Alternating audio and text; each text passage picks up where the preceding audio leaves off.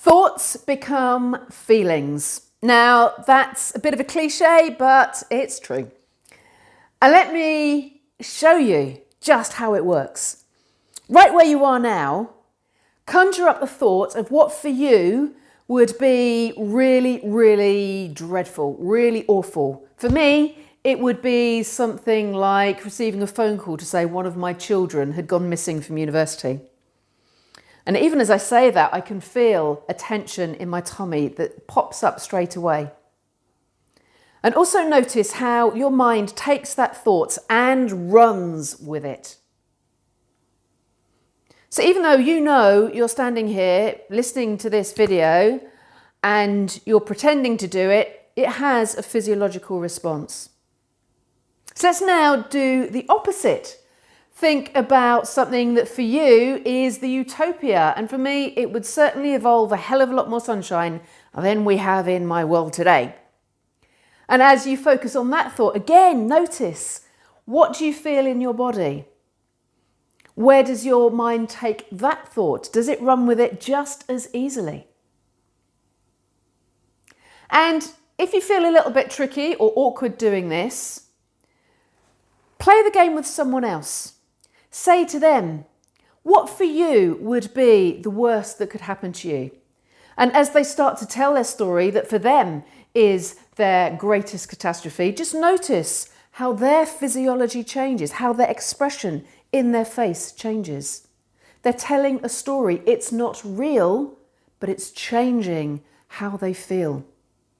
And do the opposite again. Ask them to what for them would be the most fantastic thing that they could happen. Maybe they're winning the lottery and you can see that change in their physiology too. That's your evidence. Thoughts become feelings.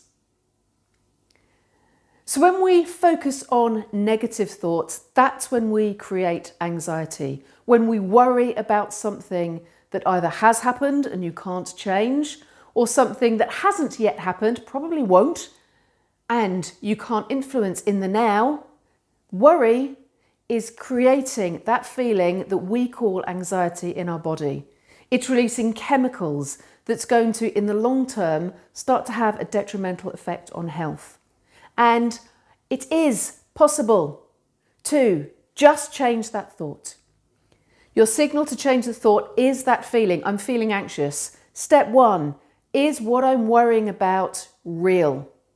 And the answer is always going to be no. Because if it was a real risk, you wouldn't be watching this video. You wouldn't be worrying about something. You would be taking action. So thoughts aren't real. They're just imagined. And you can then, when you recognize you are worrying about something, change the thought. Just as readily as you did it just now, you can move your mind away from focusing on the catastrophe to bringing up something lovely and wonderful. And even if that is too much of a stress, you can bring up something that is real right now. A little technique that I use is to focus on how your feet feel in your shoes. And if you don't have shoes on, how do your feet feel against the floor? That is being present. It's another word for mindfulness. Your mind cannot focus on two things at once. So as soon as you move your mind away from the catastrophizing thought, the negative thought, into something that's real at the moment, how your feet feel in your shoes, you have weakened the hold of that thought over you. It changes how you feel. And just like anything, the more you do, the better you get at it. So thoughts really do create feelings. And now you have a way of changing how you think so that you genuinely can change how you feel too. Give it a go. Because thoughts create feelings.